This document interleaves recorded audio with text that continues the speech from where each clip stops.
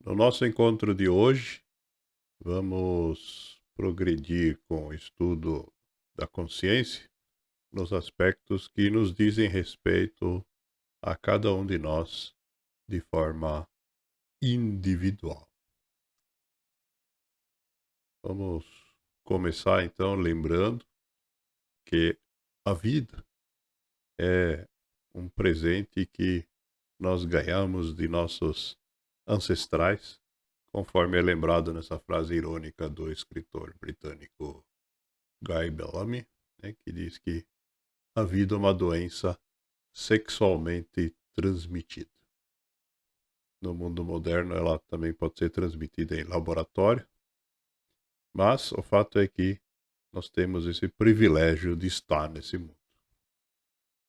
E já faz muito tempo que esse desafio foi identificado como não sendo uma tarefa trivial. Sêneca já disse que, às vezes, até viver é um ato de coragem. Essa questão sobre a vida também é tratada pelo escritor inglês Samuel Butler, que tenta responder à pergunta sobre se a vida vale a pena. Todos nós já nos fizemos esta pergunta em algum momento da vida, e a resposta que ele nos dá é que a gente não deveria fazer esta pergunta se já estamos vivos. Diz ele: esta é uma questão para um embrião e não para um ser humano. Se estamos vivos, devemos então fazer o melhor uso que pudermos desse presente. E o coach brasileiro Paulo Vieira, que já citamos diversas vezes, nos ensina que a gente é o único responsável pela vida que levamos. Diz ele: você está onde se colocou. A vida que você tem levado é absolutamente mérito seu, seja pelas suas ações conscientes ou inconscientes, pela qualidade de seus pensamentos, seus comportamentos e suas palavras. Por mais doloroso que possa ser, foi você que levou a sua vida ao ponto em que está hoje. Sendo assim, somente você poderá mudar essa circunstância. Contrapondo essa visão de dificuldades, nós temos aqui uma frase do escritor britânico Gilbert Chesterton, que diz que anjos podem voar porque eles se percebem leves. Nós, diante das dificuldades, nos sentimos pesados. Então temos aí uma dica sobre como que a gente deve trabalhar para conseguir voar. Numa versão um pouquinho menos poética, temos uma frase que vai na mesma direção, do Mahatma Gandhi, que diz assim: a prisão não são as grades, e a liberdade não é a rua. Existem homens presos na rua e homens livres na prisão. É uma questão de consciência apenas. Então, nessa frase, o Gandhi nos ensina que o nosso grau de consciência é que nos torna prisioneiros ou livres, e não o lugar que a gente está. Outro aspecto dessa questão individual foi citada já por William Shakespeare, né, famoso autor de peças de teatro inglês, e que nos ensina que a segurança é a inimiga maior dos mortais. A segurança aqui se refere à busca que muitas pessoas fazem por uma situação de vida que pareça segura. Quando a gente faz esse tipo de busca, né, a gente acaba, na verdade, congelando a nossa vida. Como alguns autores dizem, a gente morre porque para de evoluir. Essa mesma ideia é descrita pela escritora americana Rebecca Solnit, escritora contemporânea, que nos lembra que nós devemos sempre deixar a porta aberta para o desconhecido, a porta para a escuridão, porque é daí que vem as coisas mais importantes, é daí que você veio e é para aí que você irá um dia.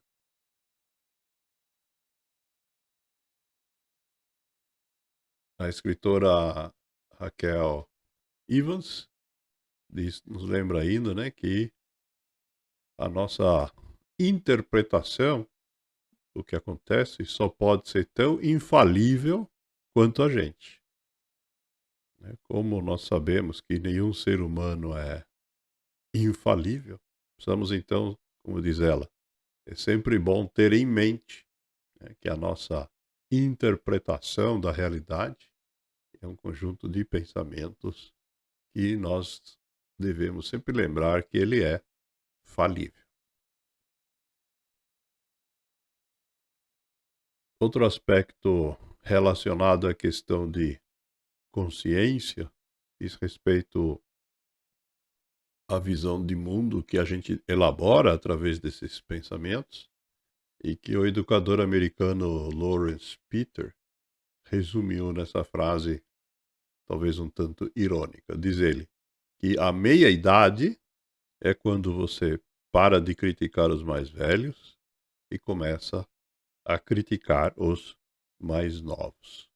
Ao longo da vida, né, a gente acaba passando por um momento onde as referências se modificam.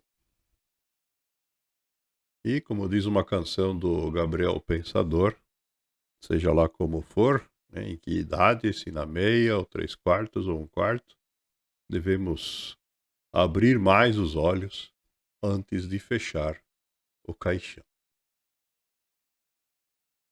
O rabino Milton Bonder também faz referência à morte, dizendo que ela é mais universal do que a vida, porque todos nós morremos.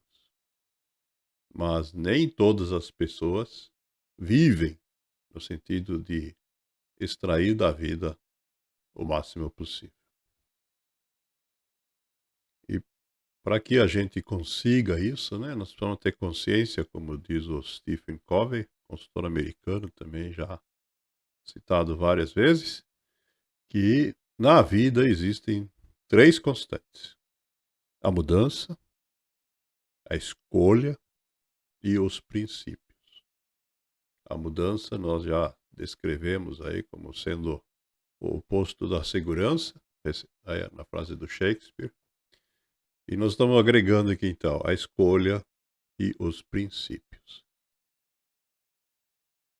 O George Bernard Shaw complementa dizendo que é impossível progredirmos sem mudança. E ele condena aqueles que não conseguem mudar as suas mentes, não conseguem mudar nada. Isto é, a nossa flexibilidade mental é chave para este processo. Nossas crenças têm que poder ser modificadas para que a gente possa progredir. E retomando a questão das escolhas, citada pelo Stephen Covey, né, precisamos lembrar de uma frase muito famosa, mas que geralmente é citada sem a referência ao autor, o poeta chileno Pablo Neruda, que disse que nós somos livres para fazer as nossas escolhas, mas somos prisioneiros das consequências. Nós escolhemos como agir, e uma vez que a gente fez essa escolha, o que resultar dessa ação, nós não temos como modificar. Podemos apenas fazer novas escolhas após as consequências. Voltando no William James, que citamos no começo hoje, temos uma frase aqui onde ele nos indica que o melhor uso da vida consiste em gastá-la por alguma coisa que dure mais que a própria vida. Isto é, se a gente quiser, como é chamado normalmente, deixar um legado para as gerações futuras.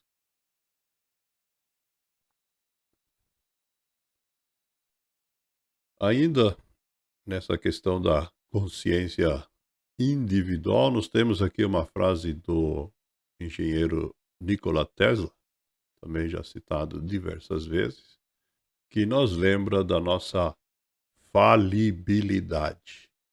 Apesar de, como seres humanos desejosos de trabalhar nossas virtudes, ele nos lembra que nossas virtudes e nossas falhas são inseparáveis, como força e matéria. E ele complementa dizendo que quando esses dois, né, as virtudes e as nossas falhas se separam, então deixamos de existir.